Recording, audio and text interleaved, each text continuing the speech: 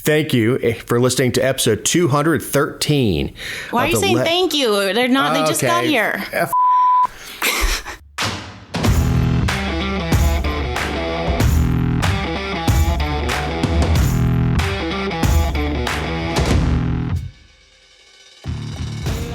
The Georgia Virtue presents the Let Me Tell You Why You're Wrong podcast.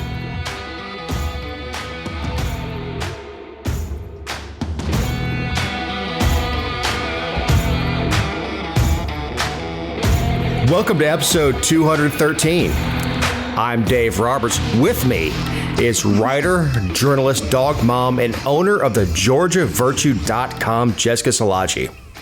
Thank you for fixing that. Well, no one would know that anything needed to be fixed unless you said something. Oh, please, Eric. There was no choice that Eric was going to use that. That was absolutely it. That was it. It doesn't matter what you do or how good it is. That was it. That was the moment. Jess, how you doing? I'm fine. How was your birthday weekend? It was the restaurant was fantastic. The hotel was a little disappointing. Really? Yeah. Is it under new ownership? It is. It used to be the Ritz. Mm-hmm. And now it's the Whitley. But they have I've been there. Yeah, I'm not a fan. Yeah, they have an indoor pool, which is why we went there. But there were, like, dirty towels and, I kid you not, a dirty diaper laying on one of the chairs. Nice. Was there a kid around? I don't know. I don't know. It's leftover. Yeah, look, it's for the price that you pay for some place like that, you would expect them to have an attendant that comes in every 30 minutes or every hour to take care of that stuff. But you also expect that the clientele is not the same clientele from a Comfort Inn that leaves that sort of crap laying around. Okay, so here's a question for you. First of all, do you think that places like that are having workforce issues the same way that other industries are? And if they are, should they lower their prices to accommodate the reduction in services? Well, that's an interesting question. Do I think they're having workforce problems? Of course they are. Everybody is. Mm-hmm. I don't think they can lower their prices, but it's just one of those things where people like me expect a certain level of service at that price point. Right. And I know I sound like such a D-bag. I know I do. Yeah, it sounds super snobby, but if you're paying for a certain, I understand if you didn't want anyone to be around to be available to, wait on you or make sure that you would stay somewhere less expensive where you were certain that would not be a thing. I get that. And normally, if we go down there, we stay at the St. Regis, but their pool's outside. So we stayed at this place because, New York Prime is in the parking lot. So it didn't involve a cab ride or anything else. Just walked over to New York Prime, which is why we stayed there. But there's a expectation of the level of service. So my mama liked, I assume is what you put on Facebook for my birthday. Well, duh. I mean, yeah, I didn't think Eric would be that thoughtful, but it was a picture of 8-year-old Dave. Yeah, well, I had to stalk your Facebook. Creeper. There were a couple good ones though that I had to choose from. Like, I don't know. It was easy to pluck some good throwbacks. Yeah, well, it was a picture of me in Montana. What were you doing there? I was at Holly Mountain Ranch, which is still in operation. The same owners aren't there anymore, but it's a dude ranch. It was probably my favorite vacation that I've ever had, where we went and we rode horses for a week. That's super cool. You're probably too old, but do you remember the show Hey Dude? No. Hey Dude. Oh my gosh, it was the best. It was on Nickelodeon. It would come on like right before Salute Your Shorts, which was a show about camp.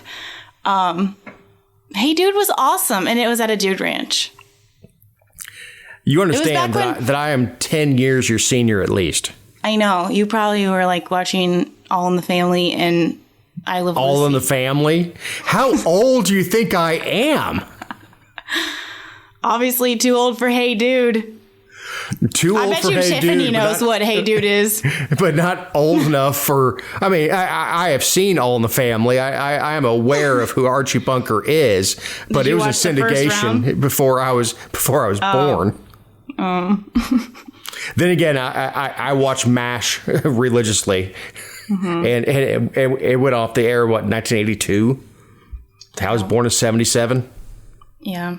That's back when, like, everyone could watch every TV show because you weren't just inundated with material. Yeah. And inundated with nonsense of, like, underlying messages that are clearly, like, they've gone out of their way to insert them. That's what bothers me. Like, if a movie or something, if that's what your entire movie is about, and that, like, I'm fine with that, or your show or series, but the underlying, like, when they go out of their way to interject a political message when it wouldn't otherwise be necessary, or it's so embellished, like, that's when the what did you take away from that? What were your inferences? Crap gets on my nerves. Yeah, I will tell you, I'm this old. I remember Reagan Mondale. Mm-hmm. I remember it well, that I tracked it. But yeah, there were 3 main stations, and that was it. I mean, we had cable, and there were other things that were around, like HBO and that kind of stuff, but the news was an hour an evening. It was, the 6 o'clock news that came on, and it was 3 main stations, and that was it. So, yeah.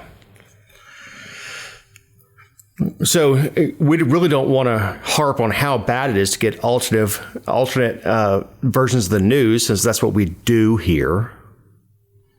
Sine Die happened last week. Thank God. Or as they call it here in Georgia, Sine Die. I was really pleased to see that fewer people wore Seersucker this year. I don't know if, like, the trend is dying and they're having all those lawmakers leave too, so maybe it'll be a trend that just doesn't return. But there's something about lawmakers dressed like toddlers running around on the House floor trying to ruin our lives the last day of session that just really doesn't sit well with me. What do you have against Seersucker? If you're over the age, 5 is pushing it. 5 is pushing it. Yes, it is meant for baptisms and little boys who are wearing onesies on Easter. And maybe a little jacket with khakis, 4 and 5 years old when you're too old for the little onesie things. But the little male rompers, I can't remember what they're called now. It's escaping me. But Seersucker was not created for self-important.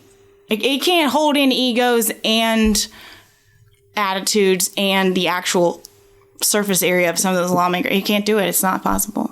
Well, in the song "The Gardavala" by Don Henley, the devil wears Seersucker.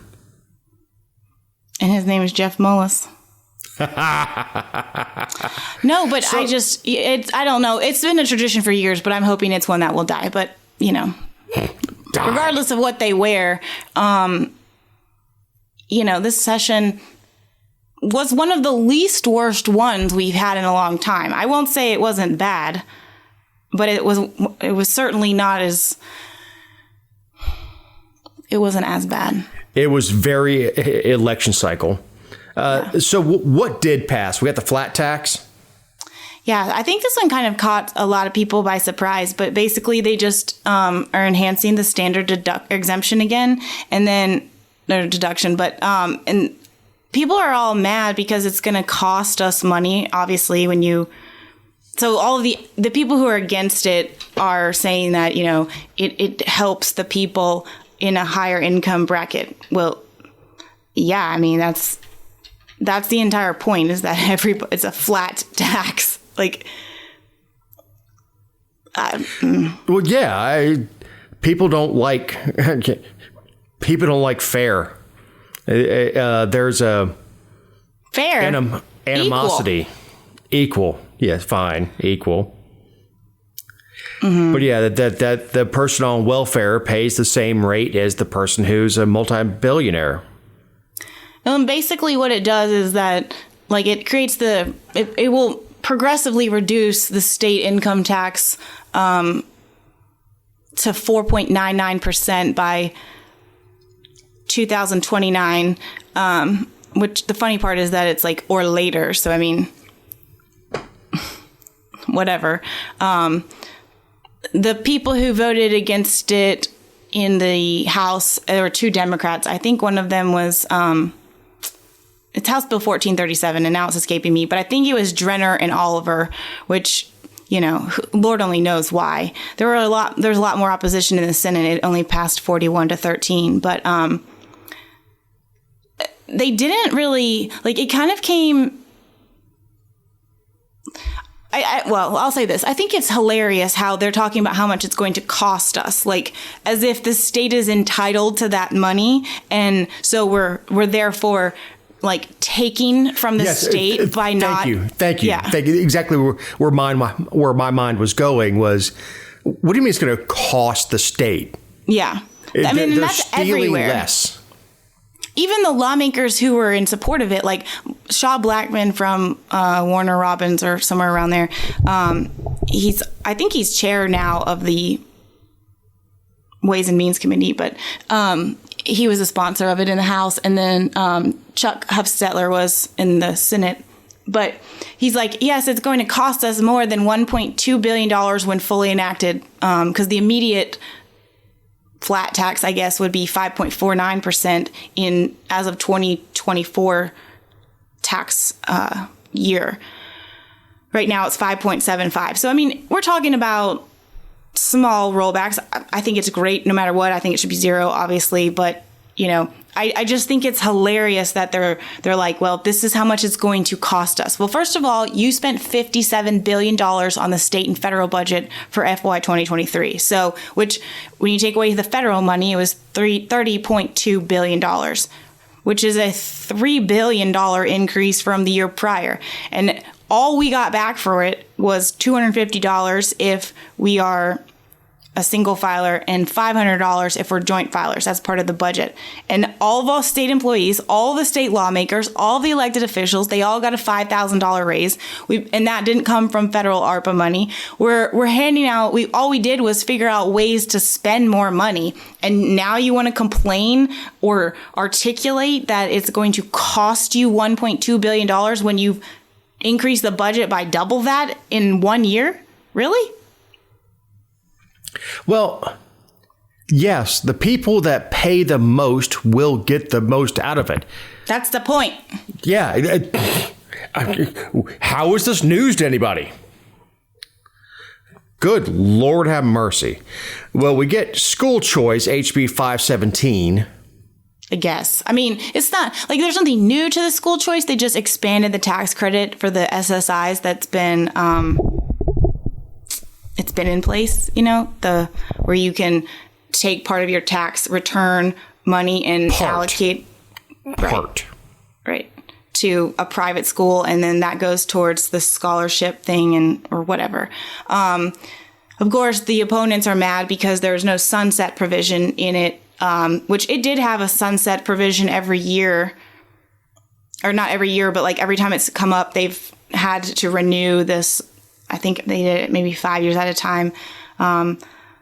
Sunset provisions, though, I mean, as everyone knows, like, sure, I think that all tax credits and tax exemptions, when you've manipulated the tax code the way that they have, I think that they should all have a sunset that cannot be renewed unless you evaluate it, kind of like how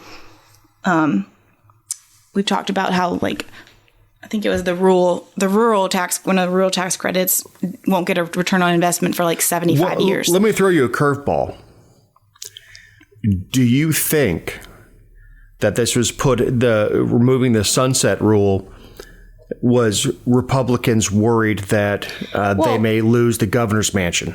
Yeah, I mean, that's where I was going with this. That's all fine and well, but like all they have to do is repeal the code section. If Democrats take anything, like all they have to do is Democrats just repeal the law. I don't understand how this helps. Removing the sunset provision doesn't do anything but limit the amount of work you've got to do to be held accountable on the tax credit itself. I think that, I don't think year over year, I don't think it's valuable to assess, but I think that every 5 years there should be a thorough analysis of any credit or exemption, 10 years at the very most, depending on, how many people are, but like these film tax credits and everything, we should get a full-on audit. How much you want to talk about how much it's costing? Let's talk about that. I mean, instead of talking about how much, if you tax me at a lower rate, how much that's going to cost you.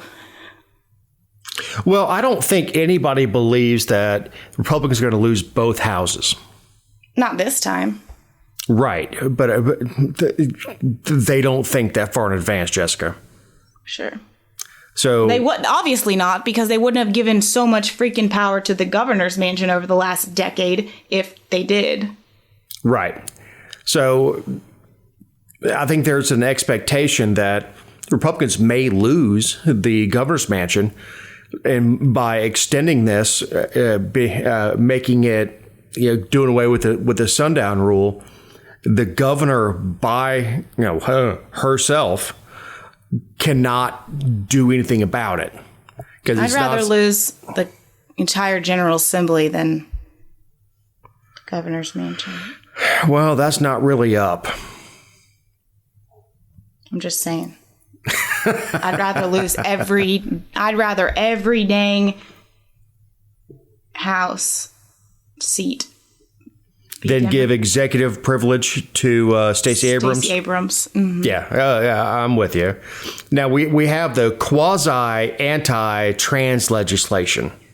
Yeah, the whole school sports thing. Nonsense, the transgender girl.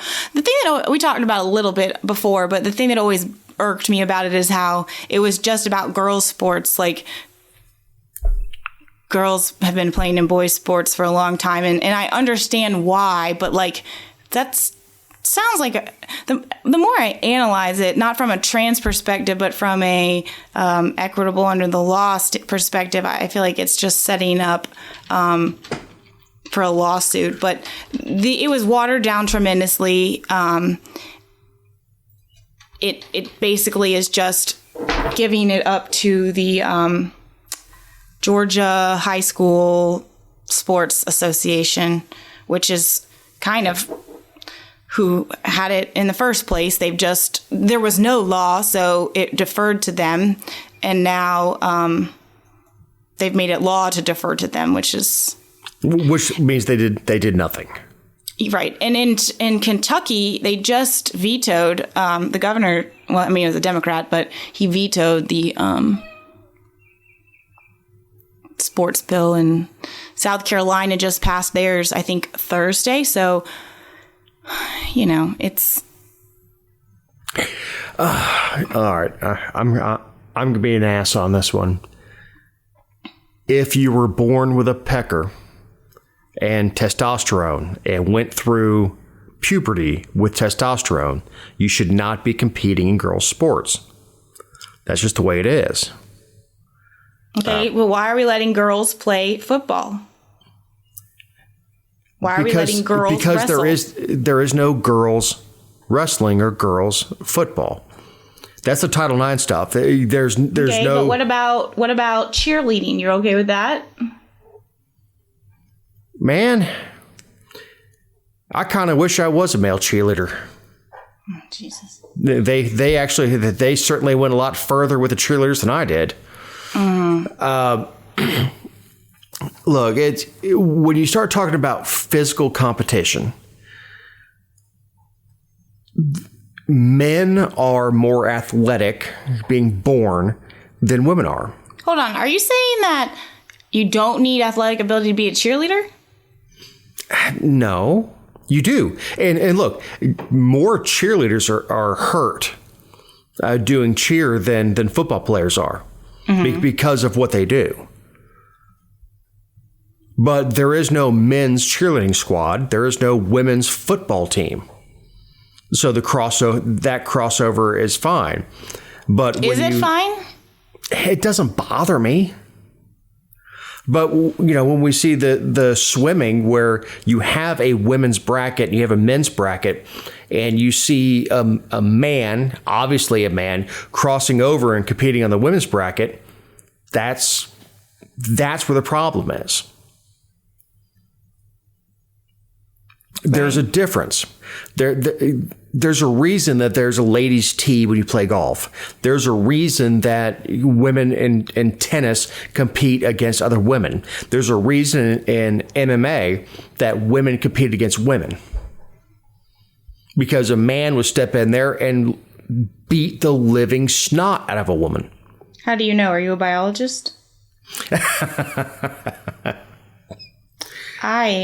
I have done extensive research into the female form. Mm-hmm. And I can tell you, y'all are different. Mm-hmm.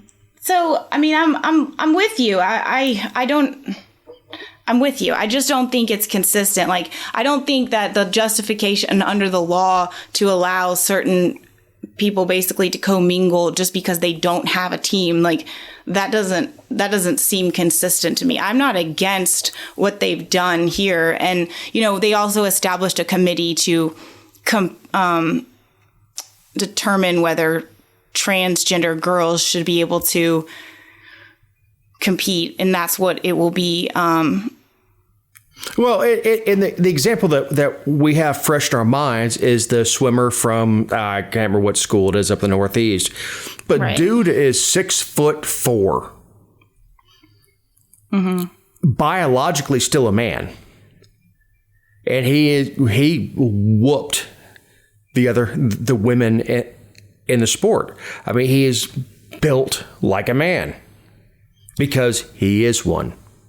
I think that brings up an interesting point too, which is, at what point in a transition, if you are going to open this door, at what point in a transition do you say, okay, that's acceptable for you to be, I mean, that's just something that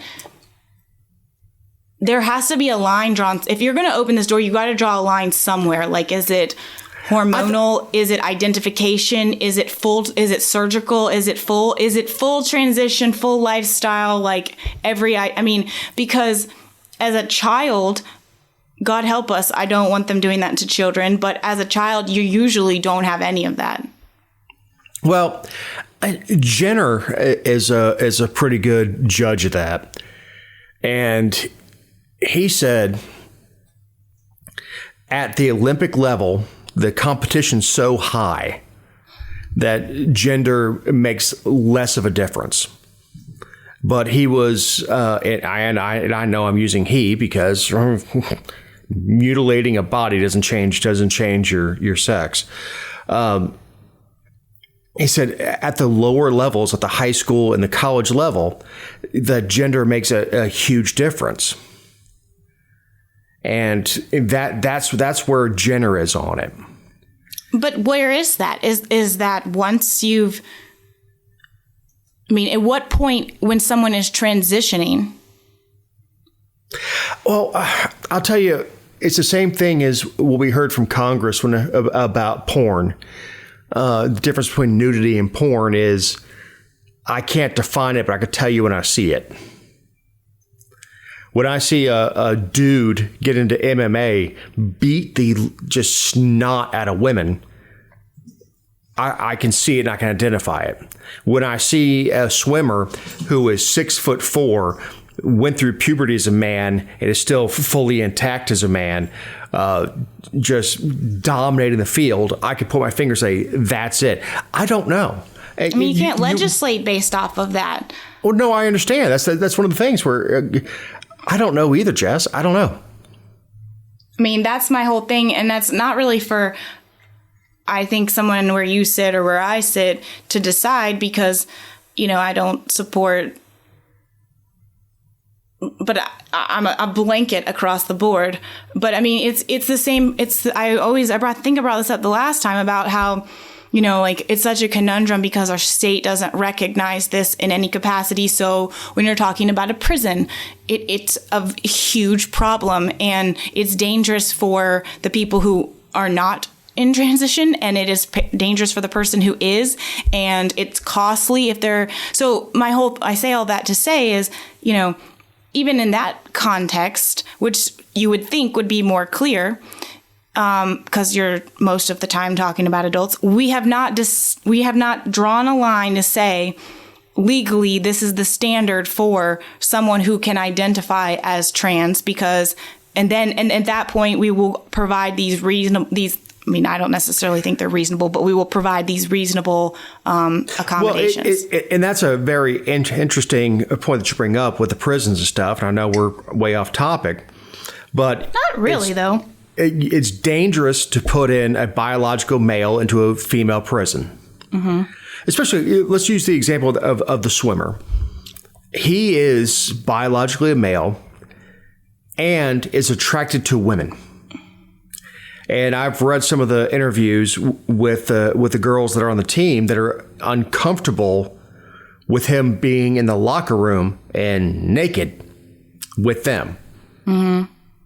You multiply that by 365 days of being in women's prison. He's biologically a male and attracted to women. And, we're just going to take his word that he's a girl. So that I don't know. That's one of those things where this world is so upside down where I would defer to, I don't know, science. So the executive director of Georgia Quality, this is what he said about all of it, because you're talking about what we should defer to and what we should base it off of. He said this is after, because at first it was an outright ban, and then it's just this commission or committee that's going to be under GHSA. So he said, this is Jeff Graham. While a commission is marginally better than an outright ban, we must denounce the establishment of this oversight committee for what it is, a political attempt to score points on the backs of young people who just want to be left alone and allowed to play sports with their friends. Well, I don't think that anybody should be transitioning, if you want to use that, I put air quotes around it, before 18. So when you talk about high school sports. I agree with that. When you talk about high school sports, you need to compete within your space. After 18, that becomes a little more blurry because there are testosterone blockers and things like that. But what we don't see? We don't see female to male trans dominating a sport.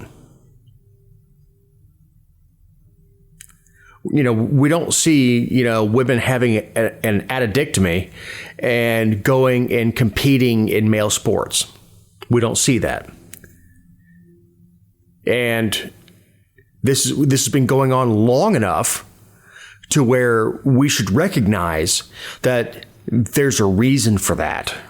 There's a reason that guys who decide that they're a female dominate female sports, but we don't see that with female going to male. Because there is actually a physical difference between males and females. There is. And again, I have done a lot of research on that subject. Mm-hmm. Not lately, not in the last 20 years, but... Mm-hmm. So we have free higher education, but from Republicans. Yeah, this really irritates me. They've established this grant program to, if you're close to the end of your degree, you can get money to finish. Like if you've exhausted all of your financial aid, because, Hope runs out after 4 years worth of courses. And so let's just say that you took a bunch of dual enrollment classes in high school. Let's say you took 4, and then you took summer classes, and then you changed your major. So now you've kind of like reset the clock.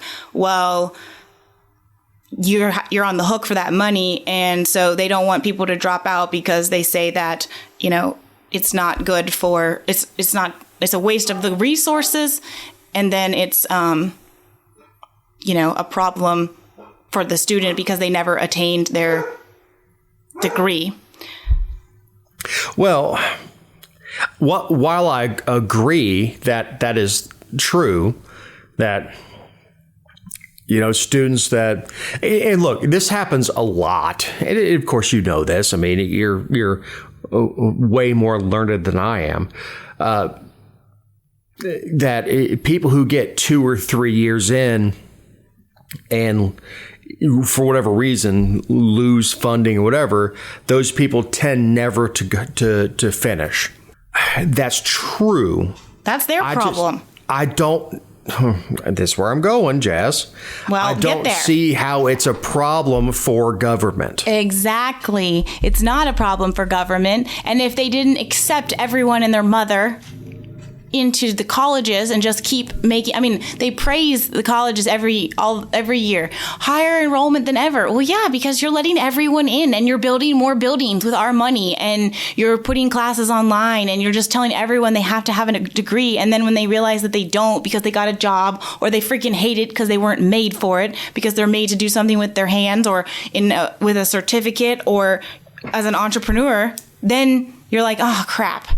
Look, I had a kid that worked for me who had an art degree from UGA, an art degree, and he couldn't find work, really, because you thought that having a bachelor's in art would find you work. He's like, well, for me to get any employment in my field, I've got to have a PhD. I'm like, well, no kidding, because the only thing you do is teach. And you know what I had him doing? Working in an attic, because that's what he was qualified to do. Mm-hmm. Because he made the poor choice to go and get an art degree and stop at a bachelor's, because the only thing you could do is get a PhD and go teach art, because that's the only thing you can do. Yeah, and whose problem is that? Right? Exactly. You're exactly right. It was his poor decision to do that. Oh my God. Yeah. Look, outside of the sciences, you want to be a doctor, you want to be a nurse, you want to be an engineer, you want to be an architect. Most things don't require a degree. And I actually think it came up in my memories about getting an art degree and going into banking, because banking is not that tough. I've done it. Trust me. But they want a degree. They don't care what it is. They just want a degree. Yeah. There's certain industries that have totally messed up, and have put this pressure on the market unnecessarily. And I don't agree with that. Well, yeah, look, and when you went and got your degrees and you have a graduate degree, you were one of the few people that's actually in the field you studied. But most people aren't. People that come out with marketing degrees are, working for grocery store chains or, at banking or whatever else. There's so many people that their degrees don't coincide with what they're doing for a living. You actually are in the field in which you studied. Not really, though. I am from this perspective. Well, I am from my master's is in local government, but I was supposed to work for one. I was supposed to be a city manager or a county manager or a nonprofit. Dear God, I pity that county. Yeah. Can you imagine? I would be like, put all this online and let's go home, because let's cut everybody's job to part-time. Put all of it online redact the bank account numbers and stuff. I can just see. We're going to hear from Jessica Szilagyi now. Miss Szilagyi, yes, I'd like you to fire me. Because my job is meaningless. It's funny that you say that, because I was talking to my mom about a local government not that long ago that is going to have a city manager retire, and we were joking about how funny it would be, for me to apply because they hate me. And she's like, what would you like? You wouldn't even like it. I was like, no, I would literally like go in, organize everything, because it's never organized as good as I can do it, because I'm super type A and OCD, and then I would eliminate my job. Like, this is why we get along so well. Yeah. So we have the election police. Yeah, this one, I almost feel like they just did this to like cause.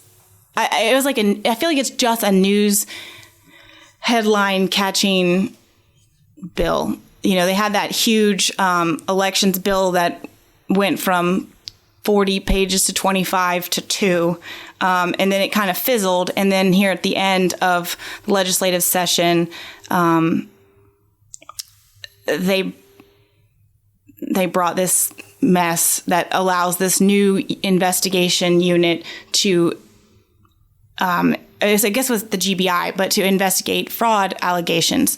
But I don't really understand that, because if you recall, during the 2020 election, they investigated several allegations of fraud at the request of both Kemp and Raffensperger whenever it was, respectively requested.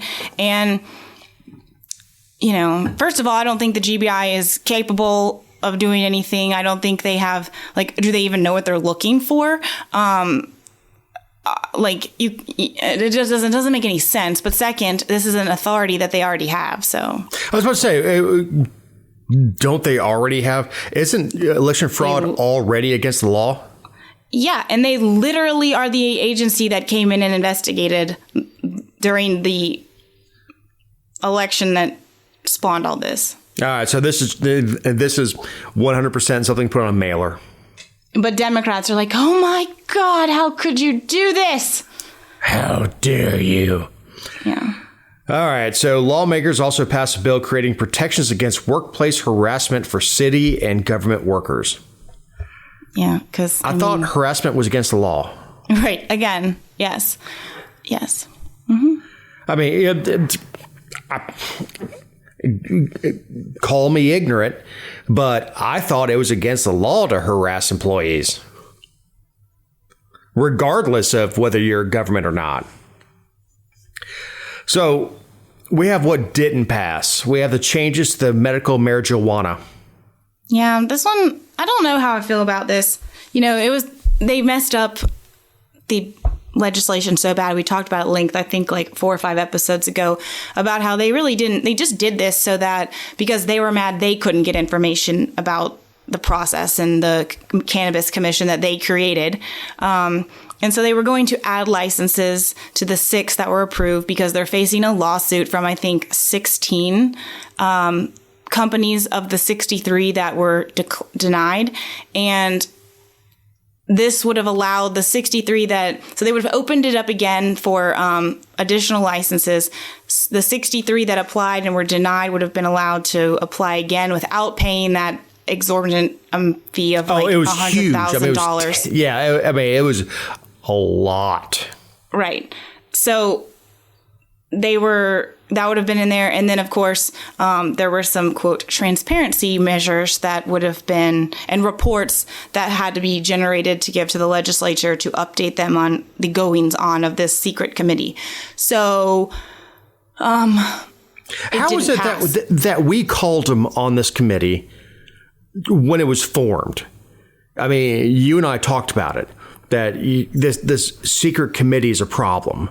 And now lawmakers going, oh, no, it's a problem? Oh, hell. They purposely removed themselves from the process. And then they're angry because they've been removed from the process. Well, and they, the funny, it's not very funny because it's taking almost 10 years to get these families lawful access to a medical treatment that doctors are prescribing. I mean, it's absolutely abhorrent that this is happening. But the ironic part about all of it is that the legislature continues to be behind the ball. And so in doing so, they keep, like, when they made this, they did it because, oh, well, these sick children need it, but it's not very popular. So this will give us a free pass. We're just going to exclude ourselves from it and go on. Well, here we are. And suddenly, not suddenly, but the tides have continued to change. The position as a state, I believe, on marijuana has continued to evolve, and people are less opposed. There's less opposition. It's not as unpopular as it was. And all of a sudden they're like, oh, crap, we want to be the champions of this, but we don't have any say in it. So what do we do? So they keep trying to change it, but they're always behind. Meanwhile, all these people, the select people, the 20,000 people or so, can't get their medicine. The rest of you, you're SOL anyway, but it's just it's so effed up, and Gloria Butler is to blame. We may actually get marijuana reforms on the federal level before our state gets their ducks in a row. And not only that, but we might get, we might get the whole kit and caboodle at once. Like, by the time we can get CBD oil, low THC cannabidiol oil that they, this long drawn out term they use to make it sound more medical than it is, we might get that when we get recreational, just because that's how long they're making. This should have been when they did Haley's Hope in 2014, it didn't pass in 2014. In 2015, it should have been, included. We should have had a mechanism, and instead they've just done this piecemeal approach, and we still literally have nothing except a license, a board to track. Oh, God, it makes me so mad when I actually think about it. Meanwhile, we still have parents who are having to buy this oil across state lines to become drug traffickers because there's no mechanism in Georgia. Right, but we've created a database where all these people who are doing that are known to the state, which is worse than them not knowing, because at least if you're getting it from the black market, you run the risk of getting caught or whatever, but they don't know you're doing it. We created a database and we maintain a database, and we tell these people they have to be on it, and there's no protections and there's no privileges for being on it, but you're on it, and so we know what you're doing, but you don't get any benefits. Good luck. Sorry, the state's it also hurts you on the 4473, and that's the form you fill out to buy a firearm, because there is a question on the 4473. It says, "Are you an illegal user of marijuana?" Yeah, just get someone else to buy your guns for you. It's better that way anyway. That's called a straw purchase, Jess. My bad. So we have a ban on mail order abortion. Buy them privately. Yeah, so this didn't pass, obviously. In the Senate, we talked about, they want to regulate the postal service. It was they wanted to require women to have in-person exams with an ultrasound, which is more...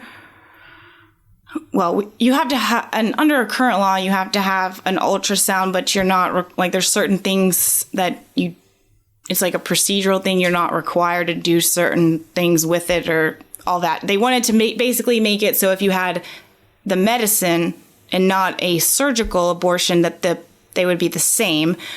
But then, I guess, I didn't know this part until this past week. I guess during COVID, in the Biden administration, they rolled back some telehealth regulations to allow people to, I guess, doctors to have a telehealth appointment and prescribe the medicine via phone or computer. And that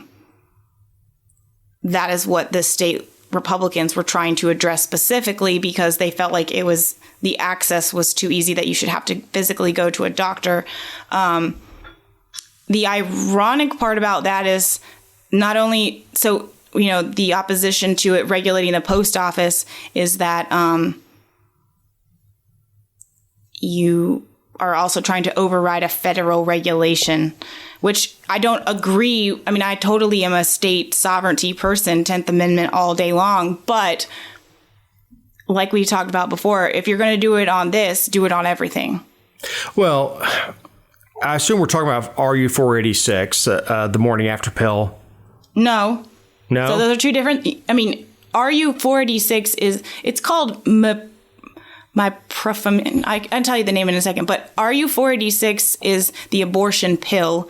And morning after pill, while some Republicans classify it as an abortion, or pro-life people do, as an abortion mechanism, I guess, the morning after pill can only be used up to like 48 hours after. And that's already over the counter at drugstores and online and right. Well, it's OTC. I mean, it's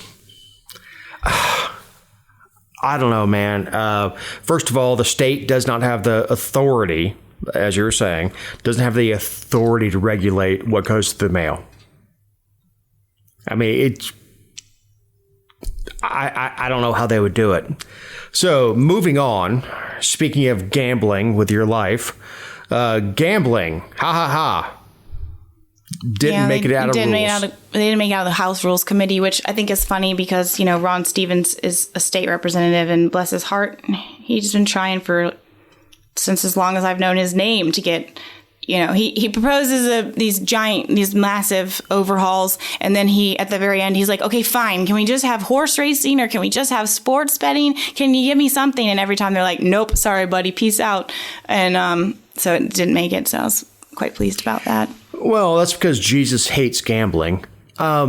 Jesus hates gambling, state-sanctioned and regulated gambling. That's what Jesus hates. You know, it's like the old adage, government, you know, how many guns would it, you know, or would Jesus say about it or whatever? And they're like, well, he obviously didn't have enough because his government still took him out. I mean. Well, the lottery is way more unfair than a casino is. Casinos have you know, payout limits. Like they have to pay out so many times per, you know, it's done on a percentage basis. And look, I am not saying I want a casino downtown Atlanta. I'm not saying that. I'm just saying that what the government does is 10 times worse than what casinos do. Because casinos, you know, oddly enough, are fair. And the lottery is not. So you have cash bail reforms. Yeah, this one was one that I think Democrats, well, a lot of people lobbied against it, but this was good old Randy Robertson, FOP president. Remember, don't join the FOP, join the PBA, just because of Randy Robertson. But he's from Columbus. He was the one who wanted to make it so that anyone arrested for a felony had to post cash bail before they could be released from jail. The argument was that it would have made a lot more people have to stay there before they can get out, because they'd have to have the means to pay cash or post property. We already, like last year and the year before, we already, I guess, broadened the offenses. Like they included stalking, an aggravated assault, I think one or a component of that, and a couple others. They already like took ones with victims and violence, and made it so that you had to post something of the sort. But this would have expanded to all felonies, you know, identity theft, fraud, possession, right, all drug. I mean, yes, for sure. And so no one's going to win by making blanket laws like that. Only a former cop who thinks that his job in life was to protect everybody from everybody and themselves would come up with an idea like this. But thankfully they killed it. So it is quite dead. So we have farewells. Yeah. Well, we talked about all the people that are leaving, which, woohoo. And Calvin Smyre, who was the freaking Democrat everything. He was every position in the House because he's been there for 40 years. He's leaving because he's been appointed to be, I guess, like the ambassador to the Dominican Republic. I don't know. It was announced like last year, and I thought he was leaving effective immediately, which, I mean, I don't necessarily agree with, but when you've been there 40 years, it's not a day too soon. So I guess he spared us the special election, but yeah, he's going. Biden appointed him to something. 4 decades. 40 years. Yeah, September 22nd, 2021, he announced he was going to nominate him as the United States ambassador to the Dominican Republic. He was the dean of the House for the minority, which I don't know what that means. How do I get that gig? Because the Dominican's ambassador? Beautiful. Yeah, I mean, how do I get that gig? I mean, really, we don't have any ill will with Dominicans, so it's not, the job's pretty cush. I lied. 47 years. 47 years, almost 5 decades. Almost as long as freaking Joe Biden has been in elected office. No, not quite, but almost as long as that's what I meant by almost. Almost as long as I've been alive. And I'm old. How old are you? 45.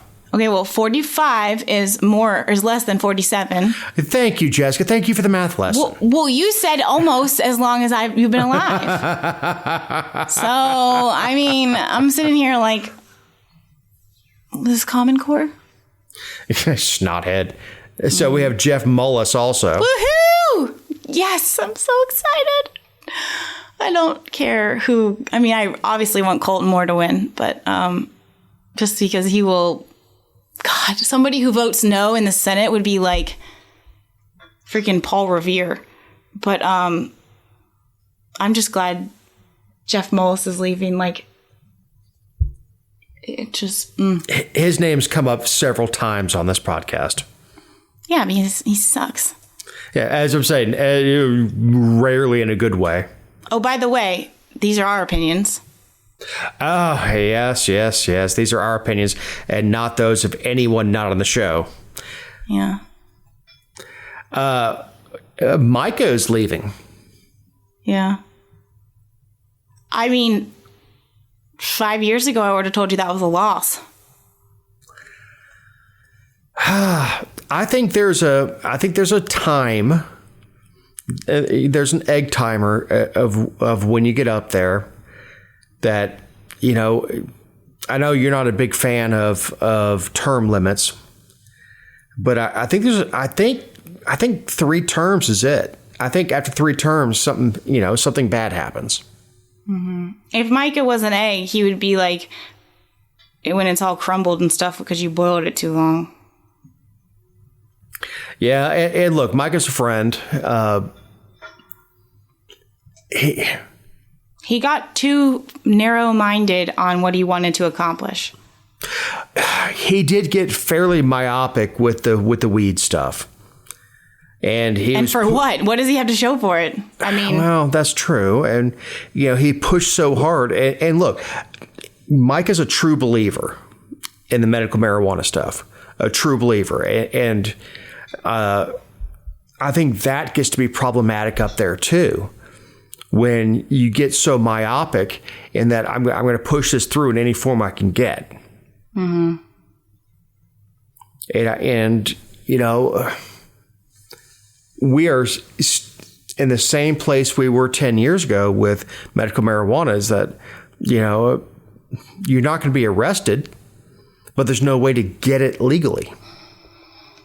I'm just saying he compromised on a lot of other stuff.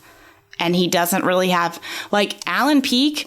Okay, so I don't necessarily agree with, I don't agree with most of his career, but he died on the sword of medical marijuana, and he is the reason that the ball even moved at all.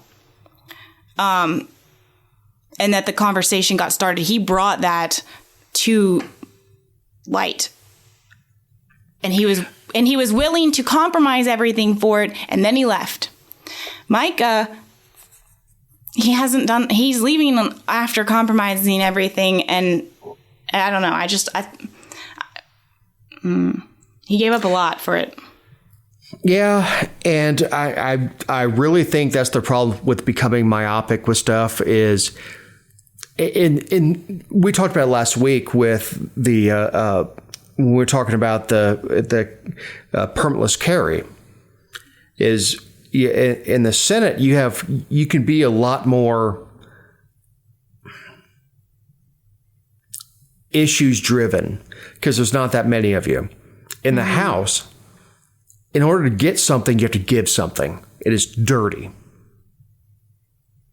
And it's absolutely filthy up there. So to get something by the speaker, and look, Ralston's a dirty SOB. In order to get something by him, you have to give something. And I hate it. But that's the way it works up there. It will continue to work like that as long as we have Ralston as the speaker.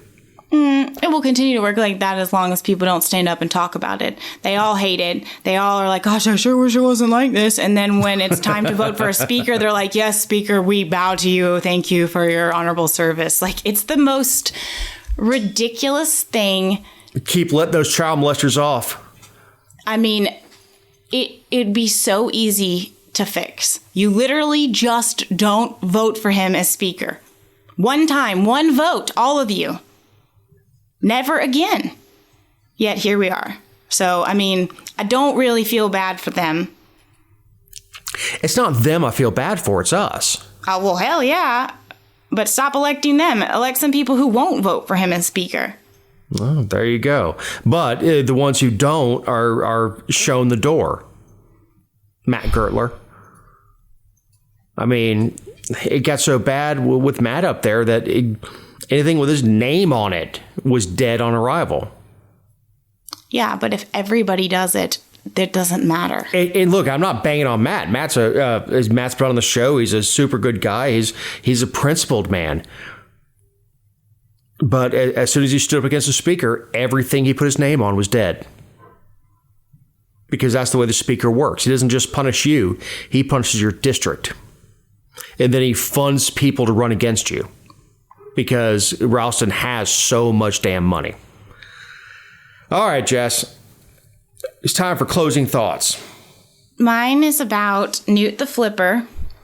Last week, I don't really know, Vernon Jones left the gubernatorial race because his daddy told him to, and so he did, and he's running in the 10th congressional district, which is where Jody Heiss is, and obviously Jody Heiss is leaving to run for Secretary of State, blah, blah, blah, blah, blah.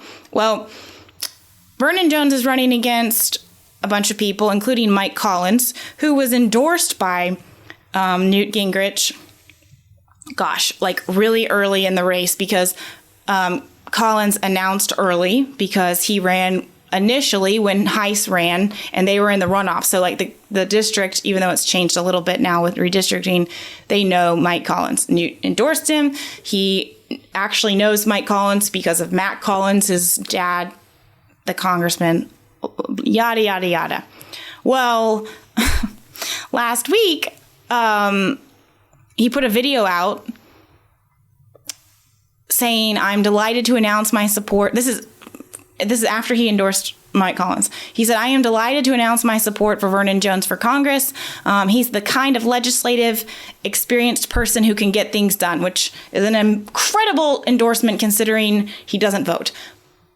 But yeah, he doesn't show up. Yeah, we need leaders like Vernon Jones. So I guess we need, well, I'm not going to go there because it's the end of the show and we don't have a lot of time. So he didn't say anything. And then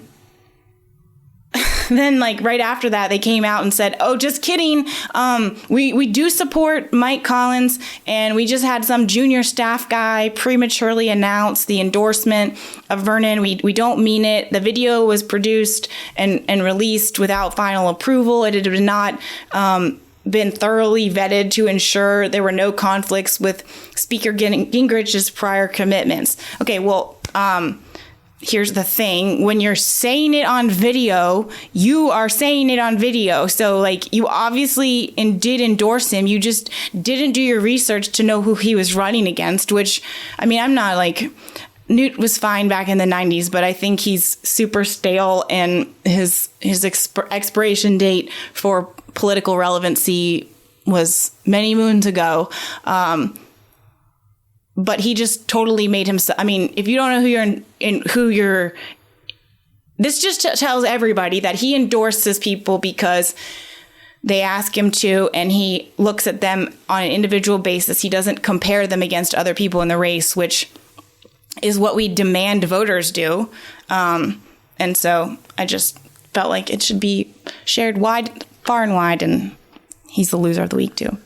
Yeah, I hate that. Yeah, Newt has always been very gracious to me every time I've met him. He is gracious, but...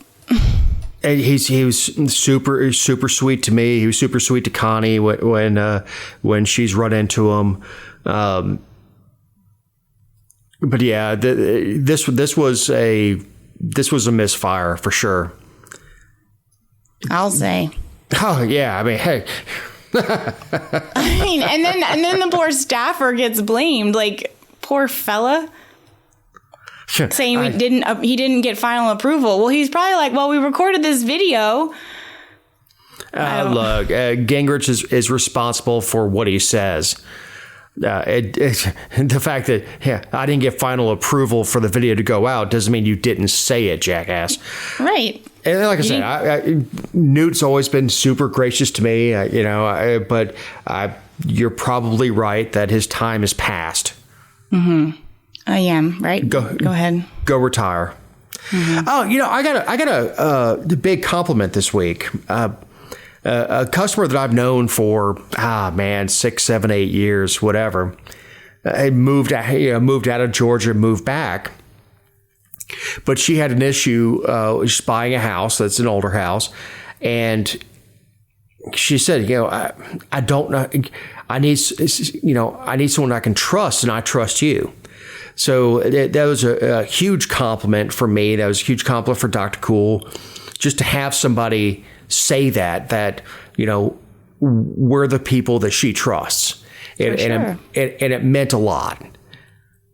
So that was my bonus of last week was having somebody say that, verbalize, you're the person I trust, and that meant a lot.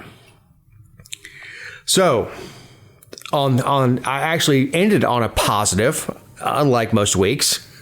So the legislature's out, so we ended on a positive by default. Woo! Now you can say thank you.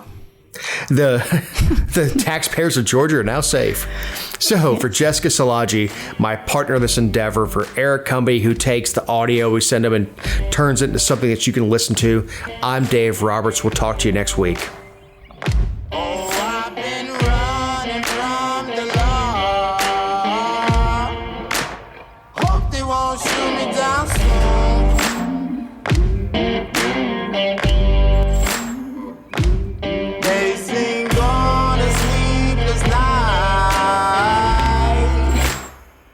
Catch me howling at the moon.